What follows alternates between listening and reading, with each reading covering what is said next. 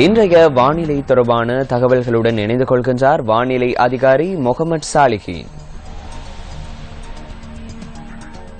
மத்திய சப்ரகமுக மற்றும் மேல் மாகாணங்களிலும் காலி மற்றும் மாத்தறை மாவட்டங்களிலும் சிறிதளவு மழை பெய்யக்கூடும் என எதிர்பார்க்கப்படுகின்றது. கிழக்கு மற்றும் ஊவா மாகாணங்களின் சில இடங்களில் பிற்பகல் 2 மணிக்கு பின்னர் மழை அல்லது இடியுடன் கூடிய மழை பெய்யக்கூடும்.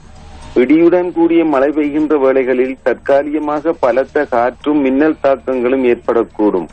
இவ்வாறான சந்தர்ப்பங்களில் பொதுமக்கள் அவதானத்துடன் செயற்படுமாறு கேட்டுக் கொள்ளப்படுகின்றனர். கடல் பிராந்தியங்களை பொறுத்தவரையில் நாட்டை சூழவுள்ள கடல் பிராந்தியங்களில் தொடர்ந்தும் சீரான வானிலை காணப்படும். காற்று மணித்தியாலத்துக்கு 30 முதல் 40 கிலோமீட்டர் வேகத்தில் மேற்கு அல்லது தென்மேற்கு திசையில் இருந்து வீசும்.